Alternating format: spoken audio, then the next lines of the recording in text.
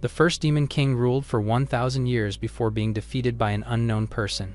According to rumor, it has been 7 days since the king was replaced. But before the new Demon King could establish authority, the royal household sought warriors to defeat him. Because of this, a new legend was about to be written through a young boy named Hans. At Hermes City, the warriors gathered together. A man informed them that among all of them, only one warrior would be chosen to attack the Demon King, and that would be the last man standing in the arena. He then introduced the other hero members, such as the best archer Akna and the magician Hadim. He also added that with the help of a healer, they would obtain the honor of killing the Demon King. Therefore, he urged them to fight and survive until the end. At that moment, Hans noticed an immense wind beside him.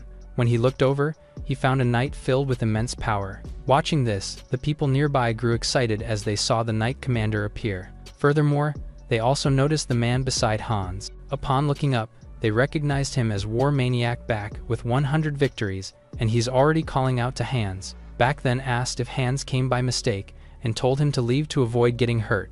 At the same time, the knight commander saw Hans as a child and questioned his view of knightly pride. But Hans only smiled and answered that a knight's pride was bringing subordinates into a place where only one warrior could survive. Hearing this, the knight commander and Bach were clearly provoked, so they attacked Hans at the same time. Seeing this, Hans briefly wondered whether the situation was dangerous. Thinking of this, he then placed his weight into his feet, but the force of his power caused the floor to shift and sent the surrounding people into the air.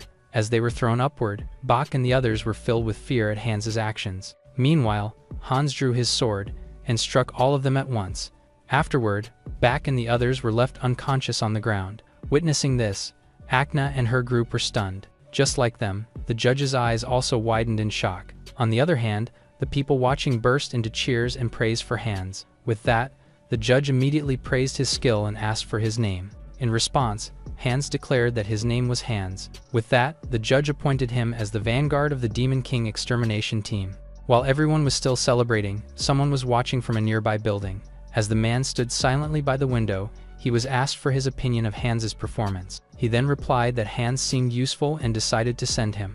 Later, at the entrance of the Demon Castle, Hans and his group arrived. Along the way, Hans noted that the defenses were far weaker than they had imagined. Since normally, the forest of the Demon King was hidden by a barrier, yet Akna thinks that the new Demon King is incompetent. Or perhaps he had used all his power to dethrone the former Demon King. Nevertheless, Hadim believed this was actually fortunate, since they might have gotten lost otherwise. Suddenly, Akna shouted that the healer was slow and said he should at least know how to walk. Hearing this, Hadim guessed that their healer was already scared and wondered if they had chosen the wrong one. However, Hans reminded everyone that their team needed him, so they should not treat him that way. At that moment, the healer suddenly gasped. Noticing this, Hadim grew alarmed. So, he then hurriedly told Hans to look behind him. Hearing this, Hans turned around in shock, but the monster was too fast and struck him. Seeing this, Hadim quickly prepared his fire magic, while Akna readied her bow. Meanwhile, the healer only stood behind them, trembling as he held his book. Noticing this, Hadim urged him to give them a buff. However, Hans ordered them not to waste time and to attack first. Even then, the healer remained frozen in place. Ignoring this, Hadim began shaping his magic and signaled Akna. In response, Akna pulled her bowstring and released her arrow. At that moment, Hadim's flames wrapped around the arrow, and it flew straight into the monster's body. Immediately after, Hans drew his sword. While on it, he began accumulating power. After that, he rushed toward the monster with immense speed. In an instant, he reached it. So he strengthened his sword and struck with overwhelming force. As a result, the monster's body crumbled easily. Afterward, Hans turned toward his team with the intention to explain. But instead, he saw Hadim confronting the healer and questioning why he had done nothing. Hadim also reminded him that a healer was supposed to give buffs during battle. Immediately, Hans intervened by saying the healer was only startled, but Hadim vowed to deal with him after they returned. However, the healer suddenly began laughing, which confused Hans. He then ridiculed them for barely defeating such a weak golem despite receiving no buff. Hearing this, Akna called him insane and said the golem was at least tier 1, and asked if he lacked basic knowledge. In response, the healer picked up a stone and asked if they were certain it was a tier 1 golem. He then pointed out that what they had actually defeated was only that stone. Listening to this, Akna asked what he meant. The healer then explained that giving life, increasing size, and strengthening power were the buffs he had placed on the stone.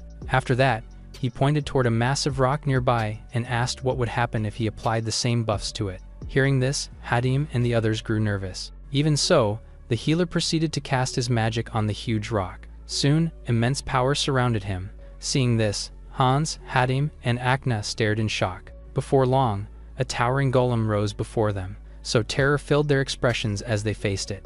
At that moment, the healer removed his hood and looked at them. He then smiled and asked what tier the golem was now. Trembling, Hadim begged for his life, but the golem quickly struck him. Immediately, the impact echoed loudly through the surroundings. Meanwhile, Hans's eyes narrowed in shock as he realized how close the golem was to him after crushing Hadim. Meanwhile, the healer ordered his servant Beth to open the door, and she immediately obeyed. Soon, a portal appeared before him. When asked what should be done with Hans, he replied that Hans had nothing to do with their true goal and should be left behind. After that, he stepped into the portal. Once seated upon his throne, Beth remarked that he must be tired. His eyes then lowered, as Beth addressed him as the Demon King Alan.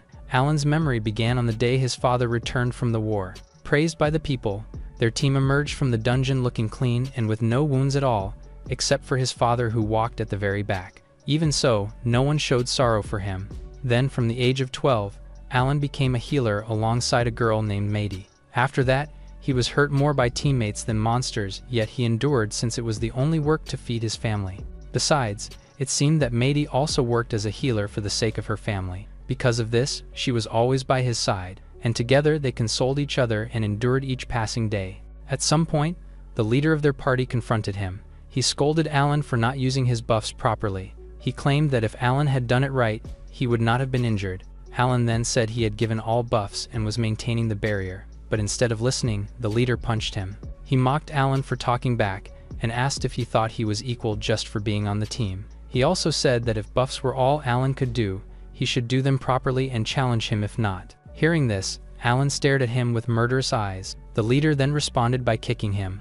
While on it, he scolds him for daring to look at him that way. He then continued to punch Alan while shouting that his master was talking to him. He even declared that a dog that bites its master should be killed. However, someone suddenly grabbed his hand. When the assault stopped, Alan was confused, but he saw Mady step forward and apologized to the leader while promising they would do better next time. She also continued holding his fist, even though she herself looked terrified. Seeing this, the leader smiled and asked whether she truly meant it.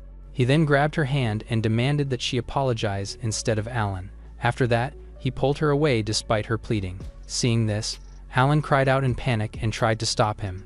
But the archer drew his bow and ordered him not to move. He was also reminded that healers could not harm warriors and that the leader could kill him with a single wrong move. As the arrow was aimed at him, Alan realized how easily healers could be killed, but he also realized what would happen to Mady, so he rushed forward to save her. But before he could reach her, he suddenly stopped, because Mady looked back at him with a smile, as if to reassure him. After that, she followed the leader. Therefore, Alan was left all alone. The next day, Alan remained outside without sleep. Suddenly, he noticed some movement and turned toward it. Upon seeing the others, he immediately calls out Mady's name. But the leader simply asked why he was still there. Ignoring that, Alan demanded to know where Mady was. The leader then casually apologized. He explained that she had resisted too much, so he hit her once, and she just died. Hearing this, Alan was struck with disbelief. Meanwhile, the mage beside the leader whispered something to him. Afterward, the leader informed Alan that he had been expelled from the team and that they would look for another healer. As they left, the leader mocked that Alan and Mady failed even together, so he no longer cared about Alan. Meanwhile, Alan collapsed in tears and cursed them.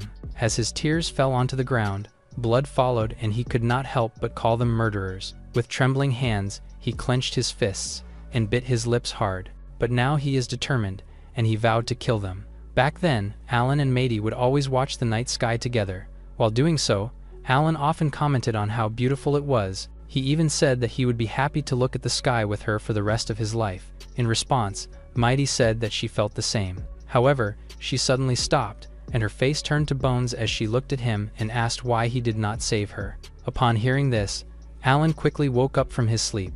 With that, he began catching his breath, but his body also trembled uncontrollably, and all he could do was lower his head in despair. Afterward, he buried himself in research. He no longer knew how he ate or slept, since all he did was continue his studies. Whenever he stopped, the nightmare would return, so he forced himself to keep going until he eventually lost his sanity. Just like that, 5 years passed, and his research was finally finished. After that, the thirst for revenge filled his mind. Because of this, he decided to finally open his door. Suddenly, someone asked where he was going, and that person was Matey. He then told her to wait because he had found a way to take revenge and revive her. However, she warned him that he might die if he went. Even so, he did not respond and continued to move forward, knowing that he no longer had a choice now that he had found a way to revive her. Not long after, he reached the Demon King's domain. There, someone appeared before him, and it was the Demon King standing atop his castle. The Demon King immediately descended. At the same time, he noted Alan was the first to come alone and called him brave. However, Alan questioned that claim. He then immediately began releasing his magic. In that instant, a massive magic circle formed on the ground. Seeing this, the Demon King grew intrigued. Suddenly, a skeleton hand emerged from the ground, followed by a skull that glared at him with murderous eyes. At the same time, more skeletons appeared around Alan as he declared that he was not alone. Seeing this, the Demon King's eyes lit up, and he declared that this has become interesting. One of the skeletons then immediately attacked him, but he easily grabbed its head and crushed it. Following that, another skeleton rushed from below and swung its sword, but the Demon King severed it with his arm. With a single swing of his hand, he successfully hit the surrounding skeletons, and they were suddenly cut in half. After that, their bodies fell to the ground. Still, more skeletons continued to approach. So the Demon King used his speed. With this, he managed to reach them in an instant, where he strikes them down, forcing them to the ground, and beheading them one by one. Even so, the remaining skeletons rushed toward him together, and all at once, they surrounded him. After it, they began piling onto him. Watching this, Alan declared that there would be no end to this, since all the people the Demon King had killed would continue to come for him. However, the mound of piled skeletons suddenly began to glow. Seeing this, Alan was clearly shocked. At that moment, a powerful light burst forth in the Demon King's direction. The force was so strong that Alan raised his arms to shield against the raging wind. Moments later, the Demon King emerged from the light, stating that this was still only the power of a single human. With that, he questioned whether Alan truly believed something like this could work against him. Hearing this, Alan grew even more surprised. Nevertheless, he took out his book and began drawing another magic circle. With this, he managed to summon another skeleton. After that, he attached multiple rocks to the skeleton, and soon its hands and face hardened. With this, he successfully created a golem. Seeing that Alan had used a skeleton as the structure of the golem, the Demon King still insisted that it was only a stone. However, the golem began to move, while Alan questioned whether he was truly certain. After that, the golem rushed toward the Demon King. In an instant, the golem closed the distance. It then raised its arm to strike, but the Demon King blocked the attack and studied how Alan used propulsion with the volcanic terrain. Ignoring this, the golem punched again. This time, it successfully hits the Demon King and sends him flying from the force. Even so, the Demon King could not help but call it fun. The golem then turned in his direction and rushed toward him once more. When the distance closed, both of them prepared to strike. The Demon King caught the golem's punch by grabbing its fist and countered with a powerful blow of his own. He then continued delivering punches, leaving the golem unable to retaliate. Meanwhile, Alan silently watched the battle unfold, but the Demon King's speed left multiple craters in the ground. Regardless, the Demon King rushed forward, and he relentlessly drove his knee into the golem's stomach. Therefore, the impact made the golem stagger in pain. But the Demon King wasted no time and raised his hand to strike again. Hence, the force of the blow sent the golem downward and slammed into the ground. He then lifted his hand once more and began gathering power into it. Seeing this, the golem could only watch as the attack's light enveloped its body. Still, the Demon King refused to stop. Because of the overwhelming force, Alan was forced to protect himself with a barrier. Suddenly, the Demon King rushed toward him. He then threw a punch at the barrier, and it shattered instantly, leaving Alan momentarily stunned. After that, the Demon King approached him and declared that this was not enough. In response, Alan calmly questioned whether he was certain. He then revealed that this was the very reason he had created more golems. Soon, the entire area was filled with smoke. When it cleared, the Demon King stood there, panting. Even so, he emerged victorious after defeating every golem. He then declared that his body felt light and that no one had made him fight this hard in the past 1,000 years. So he even expressed gratitude for being reminded of his own strength. However, Alan remarked that something felt strange. causing the Demon King to turn back toward the castle. There, he saw Alan reveal that the battle was not easy since the Demon King never noticed him enter the castle. Enraged, the Demon King began cursing him. He then claimed that he had merely been playing along, yet Alan had crossed the line, so he declared that Alan would pay for stepping into his castle with his life. But Alan calmly questioned what he meant by playing along, and whether he truly believed he had been the one in control. Hearing this, the Demon King was caught in shock. At that moment, Alan raised his arm. At once, he summoned another magic circle. As a result, the Demon King's body began to freeze. Noticing this, the Demon King grew alarmed. Alan then approached him and asked whether he wished to know why his body felt light that day. He then revealed that during the battle with his creations, he had given the Demon King a buff so that he would be a proper match. So, it was not the Demon King who had been playing along, but Alan all this time. But now that he had already had his fun, he intended to do things properly. So, he reached out and touched the Demon King's body. Then he quietly bid him farewell. Back in the present at the Demon King's castle, someone calling for Alan echoed through the halls. Upon entering the Demon King's chamber, the servant saw Alan seated upon his throne, and he was silently staring back at him. The owl then immediately informed him that he had finally found something. He declared that he now knew the whereabouts of the three adventurers. Upon hearing this, Alan's eyes narrowed. 1,000 years ago, the new royalty created a law concerning healers. Healers were required to place buffs on their allies, apply debuffs on their enemies, and were forbidden from casting buffs on themselves. On the surface, the law claimed to show the limitless value of a healer's support, but in truth it came from envy. Because of the severe punishment imposed on those who disobeyed, healers were forced to comply. After it, high-class healers stayed off the battlefield and focused on making healing and buff potions for adventurers. As a result, low-class healers were treated as disposable that are worth less than potions. As Alan reflected on this, the owl pulled him back to reality by asking if he was listening. The owl then repeated that he had located the people Alan sought to take revenge on. So Alan replied that he had been listening and was only lost in thought. Hearing this, the owl continued his report. He first spoke about the archer named Jude. He stated that Jude had formed a new team and was currently on a quest. Next was the magician named Bibby, who had become a magic commander in a castle with around 30 elite wizards. The last was Bask, who had risen to become the leader of a guild made up of 50 warriors. Hearing this, Alan fell silent.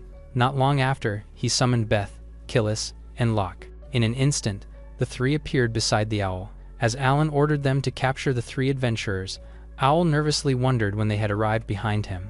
Meanwhile, Alan added that he did not care what sacrifices were made as long as healers were not involved. After saying this, he raised the potion in his hand and slammed it onto the ground. With cold resolve, he commanded them to bring those three to their knees before him by nightfall. Upon receiving the order, all three responded without hesitation. Later in Laxelb village, Jude's group said the fight with the dragon was tough, but the pay was worth it. Afterward, they talked about drinking, and one mocked the other for never skipping a day. While the two continued bickering about it, Jude suddenly noticed someone watching him from the alley. Sensing danger, he quickly turned to look in that direction. However, there was no one there. Even so, he took out his bow and drew it toward the alley. Seeing this, his companions hurriedly asked what was wrong. Ignoring them, Jude ordered the hidden person to come out since her murderous aura can't be concealed. Immediately, she stepped out, saying Jude deserved his reputation as the best archer, and since discovered she had to reveal herself. Upon hearing this, Jude and the others were stunned. The woman then revealed herself as Beth, a subordinate of the Demon King, and told them that the Demon King wished to see Jude.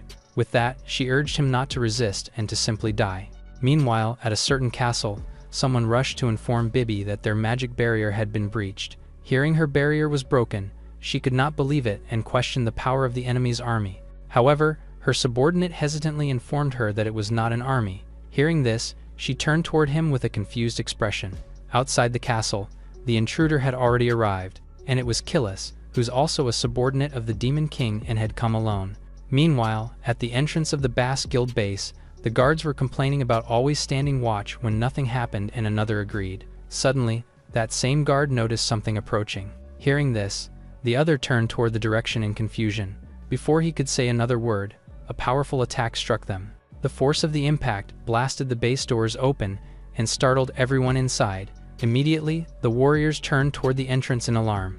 At the same time, Bask's subordinate immediately ordered everyone to prepare for battle, so the warriors quickly raised their swords. They then waited for the intruder to move. However, they were met only with silence. But without warning, a hand suddenly emerged from the smoke. It grabbed the head of a nearby warrior and dragged him back inside the smoke. So the only sounds that followed were his screams. They also heard desperate cries for help, but none of the others dared to move. Moments later, something flew out of the smoke and struck the foot of another warrior. When he looked down, he saw that it was the severed head of his comrade. Soon after, they heard the intruder mockingly announce his presence. When they looked up, they saw a blood-stained hand, and standing before them was Locke, a subordinate of the Demon King.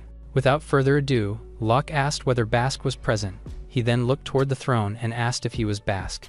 In response, Bask said he broke in just for him, so he must have already known who he was. With that, Locke stated that he had received an order to capture Bask alive. Hearing this, Bask questioned whether he truly thought that was possible. Immediately, Locke made his move and rushed toward him while declaring that he could certainly accomplish it. However, Bask's vice captain stepped in to interfere. The vice then declared that Locke would not get near their captain. In response, Locke called him insignificant and ordered him to step aside. With that, he plunged his hand straight into the vice captain's body. Seeing this, the vice captain froze in shock. At the same time, the other warriors could not hide their concern for him. Meanwhile, Bask burned with fury at the sight, so he stood up and called Locke a bastard. Seeing this, Locke casually tossed the vice captain aside. At the same moment, Bask swung his sword at Locke, but Locke blocked the attack with his bare arms. Still, the impact was so powerful that it shook the surrounding area. Watching this, the nearby warriors marveled at their captain's strength, which was clearly on a different level from the rest. Bask then continued to swing his sword and press his attack, while Locke blocked and deflected every strike with his bare arms. Still, Bask charged forward relentlessly, so Locke evaded his strike. At that moment, he found an opening to retaliate. Noticing this, Bask hurriedly dodged, yet he still received a cut across his face. After that, Locke attacked without mercy. At one point, he raised his leg and delivered a kick straight to Bask's jaw. As a result, the blow left Bask momentarily unconscious. Even so, Locke did not stop and twisted his body for another strike. This time he targeted Bask's chest. With a single kick, Bask's armor shattered, and he was forced backward by the impact, while also struggling to catch his breath. Seeing this, Locke asked whether Bask was already tired since had wanted to enjoy the fight longer, but since he still needed to return soon, he decided it was time to fight seriously. Hearing he had not fought seriously, the warriors were shocked and wondered about his true strength. On the other hand, Bask ordered Locke to stop bluffing, but Locke questioned whether he truly believed it was a bluff. He then summoned black liquid from his veins and shaped it into a solid weapon. With a dark scythe in his hands, he declared that bluffing was only for the weak. After that, he challenged Bask to attack him. Hearing this, Bask grew even angrier. In an instant, he moved at incredible speed, which caused Locke to grin. He then raised his scythe forward, while Bask rushed toward him with his sword. Suddenly, Bask leaped into the air and attacked from above. At that moment, an immense light flooded the surroundings and even reached the doors outside. After a while, the light faded into thick smoke. Inside the base, the air was filled with smoke, and the wounded bodies of the warriors lay scattered across the floor. Still, one figure remained, kneeling amid the haze. It was Bask, but he is now badly wounded with his sword broken. Seeing this, Locke remarked that he had made a mistake in controlling his power. With that, he mockingly asked whether Bask was still alive. Ignoring this, Bask asked who had sent someone like him. Suddenly, his expression twisted in shock as Locke punched him in the stomach and knocked him unconscious. After that, Locke told him that he will see the person soon. Afterward, Bask finally opened his eyes and saw an unfamiliar place, so he began wondering where he was. Suddenly, he noticed that they were surrounded by the Demon King's subordinates. At that moment, Bibi noticed that he had awakened and started asking what kind of situation they were in now. Seeing her, he began asking why they were there. Jude then asked what trouble Bask caused that inflicted them, but Bask said he only lost to someone unknown. Hearing this, Killis said the Demon King ordered them brought there, and it seemed they had angered him. However, Jude said they had never gone near the Demon Castle, and Bask asked if they had the wrong people. After that, he told Bibi to remove the magic so they could kill their captors, but she said she could not. Upon hearing this, Locke asked if he was brave or foolish to fight back after being beaten so badly. However, Beth ordered everyone to keep quiet because the Demon King was coming. At that moment, Alan appeared from a portal. He then stepped out of it and slowly approached Bask. After that, he said that it had been a long time since they saw each other. Hearing this, Bask and the others were shocked. Bask then shouted in disbelief and questioned whether Alan was really the Demon King. Thinking it was a joke, he began laughing and wondered if this was some kind of act. As he continued calling Alan a dog, Beth silently listened to his words. Furious at his insults, she gritted her teeth and immediately slashed Bask's mouth. As a result, his tongue was harmed and his teeth fell to the ground. Seeing Bask in that condition, Jude and Bibi trembled in fear. While Beth was still furious, Alan remarked that Bask was slow to understand the situation. Setting that aside, he approached them and stated that he would now explain why they were there. He revealed that they are at the top floor of the Demon King's castle, where a legendary magic circle existed.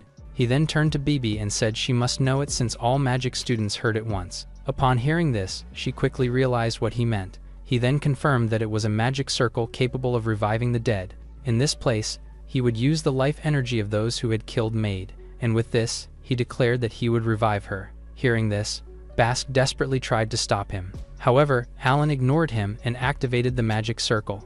Instantly, the three of them were surrounded by the glowing pattern on the ground. The overwhelming power crushed down on them at once. Bibi cried out in pain as her life energy was drained from her body. Jude also suffered immense pain as his face began to visibly age. Meanwhile, Alan merely watched them and continued smiling as their screams echoed throughout the chamber. At that moment, Bask looked toward Alan and tried to shout something. However, his body was soon enveloped by light, and he finally disappeared. The Demon King's castle was then filled with immense radiance from the magic circle. As thick smoke filled the surroundings, Alan called out Mighty's name. Not long after, the smoke slowly dissipated at the altar. However, only skeletons appeared in its place. Seeing this, Alan froze in shock. In disbelief, he questioned why the outcome had turned out that way. After all, he believed that there was nothing wrong with the magic itself. However, he suddenly remembered the words Bask had tried to shout earlier. He recalled hearing Mighty's name and the word alive. From those faint and unclear words, he realized that Bask had been trying to say that Mighty was still alive. Understanding this, he was utterly shocked. At that same moment in a distant mansion, a girl stood quietly on a balcony. But that girl was none other than Mighty, who was indeed still alive. A few days later, Killis was sent outside. While on it, he noticed something nearby. There, he saw a nearby village being burned down. Curious by this, he quickly teleported from the stone where he had been resting.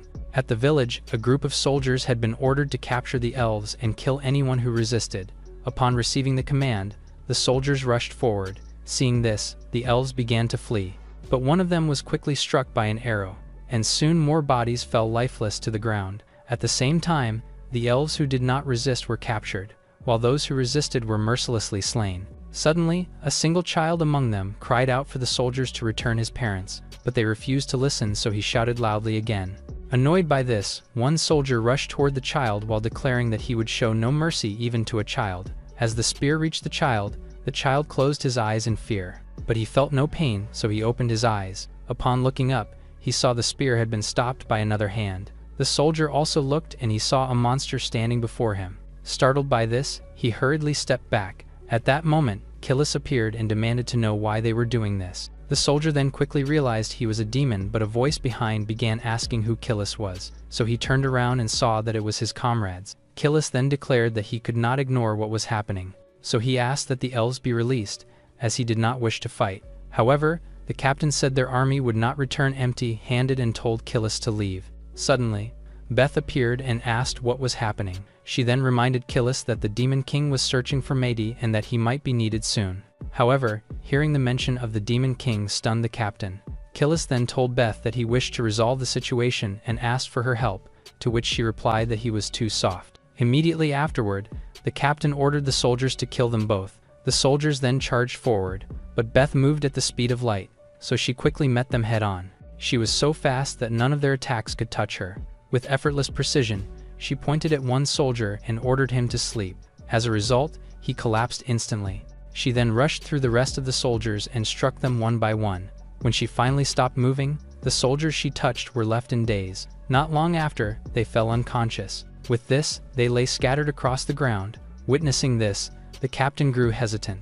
Meanwhile, Killis felt a surge of jealousy at how easily Beth defeated the enemy without taking any lives. He then tightened his grip on his weapon and wondered if he should do the same. Back at the castle, Alan summoned Locke. In response, Locke asked him what it was. so he asked him what kind of personality Killis has. Locke then said Killis always smiled and rarely shared his true thoughts, so he is hard to understand. After hearing this, Alan then asked about Killis's strength compared to Locke. Locke replied that he could tear Killis apart if he could get his hands on him. Back in the village, Killis proceeds to raise his staff and activates the magic of his weapon. Soon, more monsters began to emerge. With this, the captain and the remaining soldiers fell silent at the terrifying sight.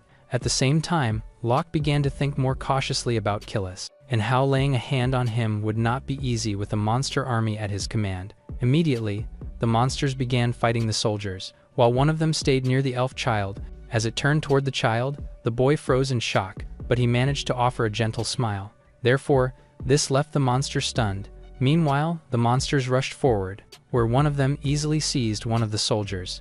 He then threw him ahead, while another monster then leapt into the air and kicked the soldier midair. As a result, he was knocked unconscious from the impact. After subduing the enemy, the monster turned toward another nearby soldier. The monster then disappeared from the soldier's view and appeared before him.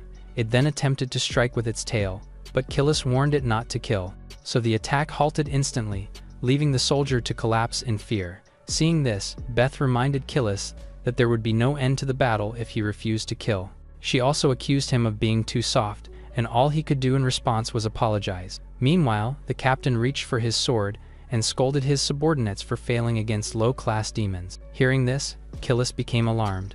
The captain then powered up his sword and prepared to strike, so Killis ordered his monsters to dodge. But the captain moved swiftly and slashed through the monsters in front of him. After it, his blade became drenched in their blood. Still, he swung again without hesitation while declaring he would destroy them all there. Enraged, Killis tightened his grip on his staff. He then realized that words would no longer work, so he activated his staff once more and summoned a much larger magic circle.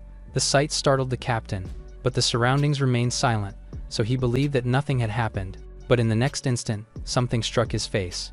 Following it, his body was sent flying by a massive arm that emerged from nowhere and punched him. Before he could recover, another hand appeared beneath him. He was struck again and sent flying once more. Due to this, he had blood coming from his mouth. Suddenly, a portal then opened before him, where a massive foot emerged and stomped him into the ground. The impact was so violent that Beth and the remaining soldiers were forced to shield themselves from the roaring wind. After a moment, the smoke around the crushing foot began to clear, but the ground continued to tremble. Beneath the foot, the captain forced the massive foot upward while he asked Killis if he thought he would lose, especially to a mere demon like him. With a surge of force, he pushed the foot away, and he swiftly escaped it. He then charged toward Killis while deciding that long-range combat was too dangerous since attacks could come from any direction.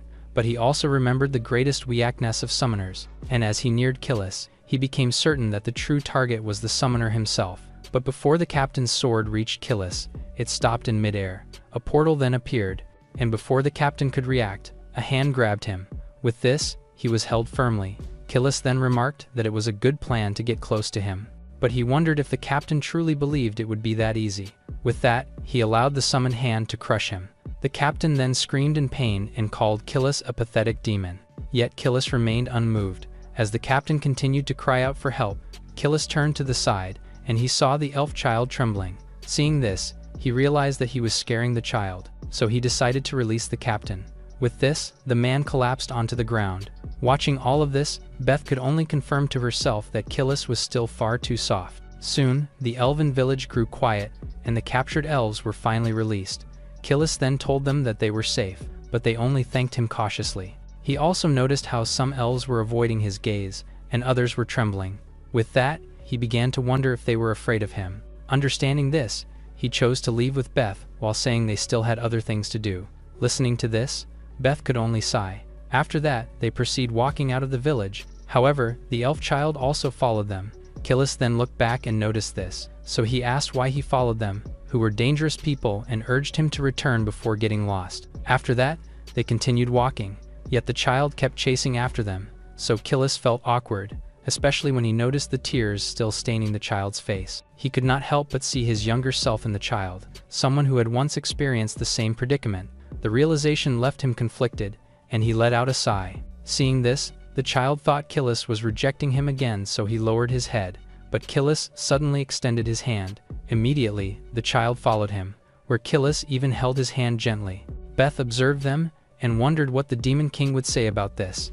Meanwhile, at the capital, the captain arrived and approached the throne. He then introduced himself as Cain, a member of the royal guard. After it, he knelt to greet the king, but the king dismissed the formalities and ridiculed him for failing to capture a single elf. Cain then apologized and explained that strange individuals had interfered. He also explained that they are likely subordinates of the Demon King. Upon hearing this, the king ordered him to kill all the elves and leave none alive for fearing rumors of Demon King's aid. He also declared that they would have to kill the new Demon King and commanded Cain to summon the warrior of legend. Later, at an estate outside the capital, a man was chopping wood when his wife called out to him. He then turned towards her, but he saw another person standing beside her. The visitor then informed the man named Trios that he had come to deliver an order. In response, Trios immediately stepped forward. He then read the letter and learned he was ordered to lead a raid against the Demon King. While he read, his wife grew increasingly worried. Even so, he took his weapon and assured her that he would return. After saying this, he then left, and she could only watch him go. As she stood there, she thought about how easily he left her every time. Though she understood the weight of his responsibilities, she still wondered if it was too selfish to wish he would promise he would come back. But all she could do now was hope for his safety and wish him the best on his journey. Back at the Demon King's castle, Locke found his cheeks being pinched. Watching this, Killis could sense the murderous aura radiating from him after being stretched by the elf child. Meanwhile, Alan asked Killis who the child was. Killis then explained the child survived the attacked elf village, where his parents died and he ended up with him. With that, he asked Alan to allow him to keep the child. Alan then sighed, but he still told him he could do so if that was what he truly wanted. After hearing this, Killis thanked him sincerely. After it, Alan glanced at the child. The child was now happily playing with Owl, and he realized that the castle would likely be much noisier from now on. But before he could finish that thought, someone called out to him. He then turned towards the person and saw his right hand, Plama, who was informing him that he intended to leave now for the mission he had assigned him. Plama also explained that the destination was farther than expected, and that the mission might take some time. The others listened nervously as Alan agreed to Plama's plan and told him to handle it well. After hearing this, Plama affirmed his instructions, and he vanished immediately. Even so, Alan felt a bit awkward about having asked him for such a favor, but he could only hope that Plama would carry out the task well.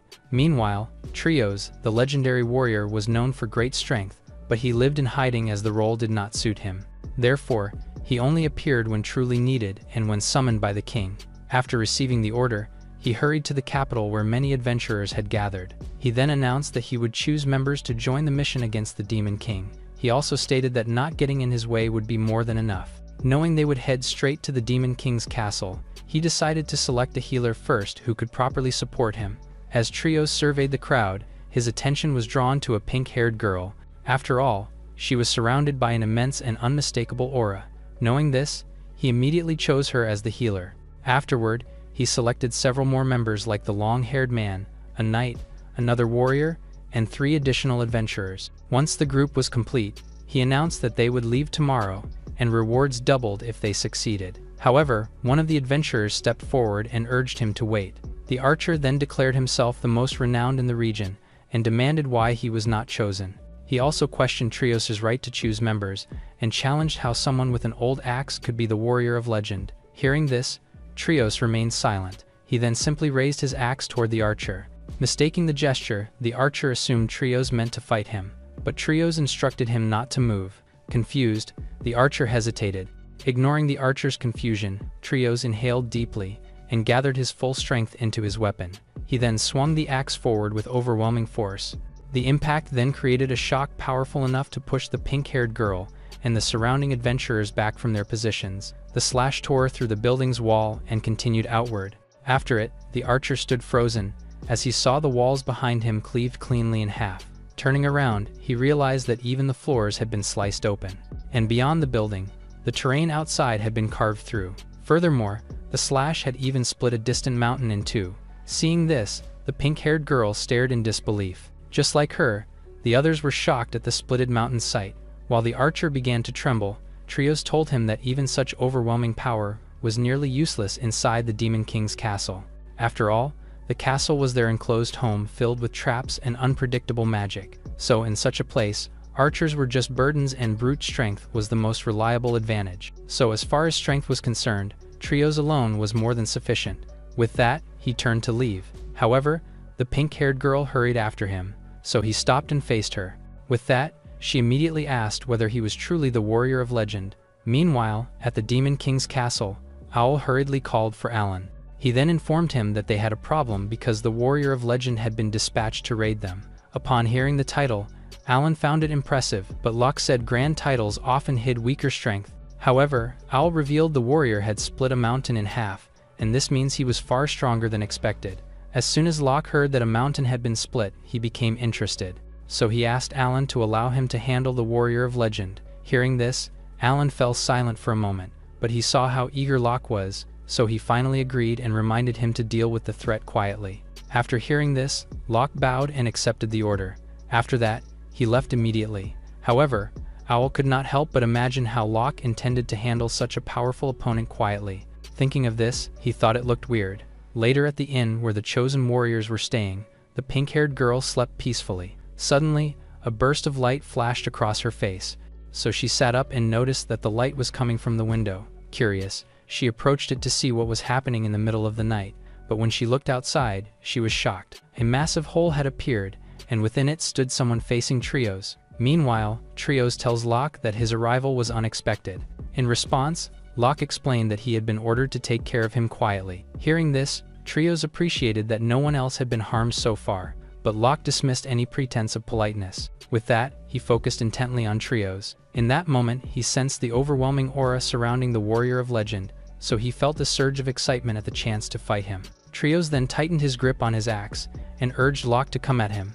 Immediately, both figures vanished from sight as their movements launched them into combat.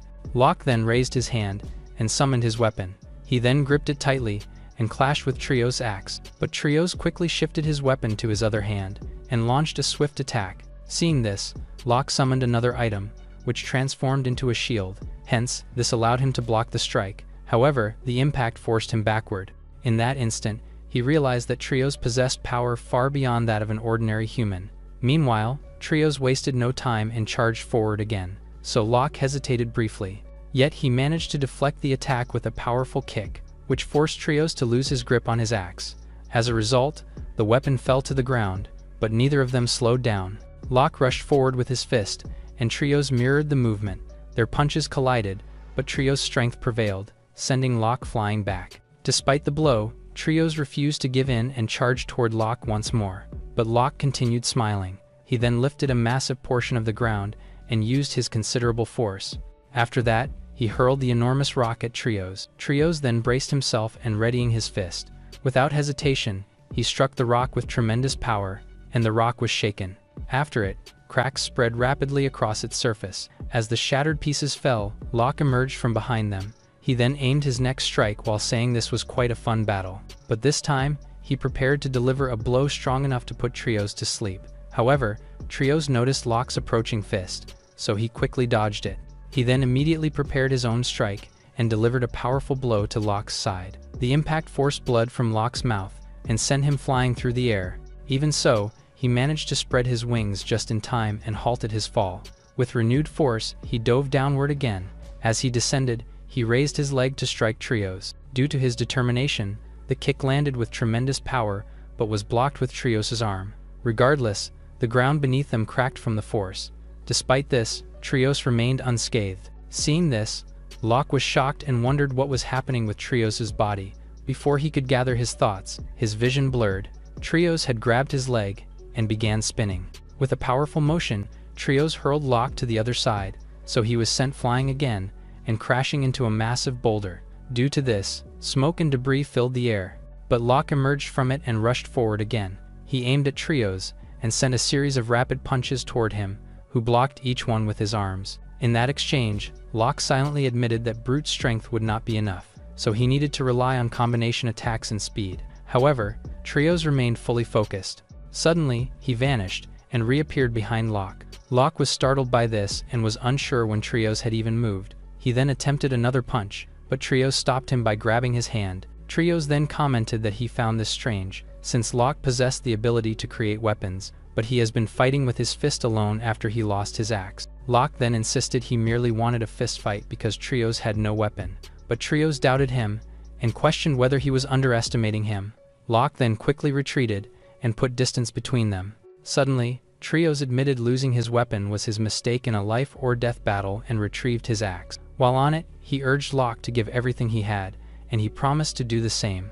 Though initially surprised, Locke closed his eyes for a moment and accepted the challenge. He then created another weapon on the spot and revealed his wings once more. At the same time, he thought that this might be the end for him. Meanwhile, Trios began assessing him carefully. He saw Locke's posture had become firm and balanced, suited for both defense and offense. Moreover, he also understood exactly what that meant. Recognizing Locke's resolve, he set his expression to match the seriousness of the moment. Locke then charged at full speed, so Trios braced himself and prepared to retaliate. Immediately, Locke swung his sword forward with all his power, so Trios struck back. Their weapons then met in the middle, and when it collided, it released a blinding burst of light that filled the surroundings. When the light finally faded, smoke covered the area. As it dissipated, Trios' axe came into view, but a long crack suddenly split across its surface. Seeing his axe crumble, Trios showed no surprise. Instead, he looked toward the figure standing in front of him and remarked that it was impressive for Locke to break his axe, but Locke only cursed in response. Even though he was battered and exhausted, he warned Trios not to get cocky. However, Trios said Locke might have stood a chance if he had accepted their difference and used his weapon properly. With that, he called Locke reckless and foolish. Still, Locke insisted otherwise and declared that even in another fight, he would make the same choices. After saying this, he then urged Trios to finish him off. Listening to this, Trios stared at him deeply. After that, he prepared to strike. So Locke bowed his head while silently apologizing to the Demon King. But when the blow landed, Trios remarked that he already knew Locke would say something like that. Hearing this, Locke was confused. Trios then explained that his mission was to kill the Demon King and not him. But Locke called him an idiot and exclaimed that he could just stand back up and kill him. Hearing this, Trios only sighed and called him a knight. But Locke was bewildered by this. So Trios explained that a knight is loyal to their leader, fated to die for belief, and chooses death over defeat. Locke then listened as Trios explained that he had already admitted defeat, and therefore would not attack again. He also noted Locke's posture and manner earlier, so he recognized immediately that he was a proud knight. Later at the Demon King's castle, Locke burst through the door.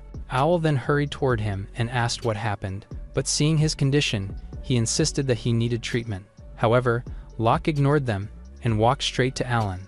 Without hesitation, he knelt before him. He then declared that he had lost as a knight and must leave the Demon King castle for a time. Hearing this, Alan was visibly surprised, but he saw Locke's determined eyes and expression, so he granted permission.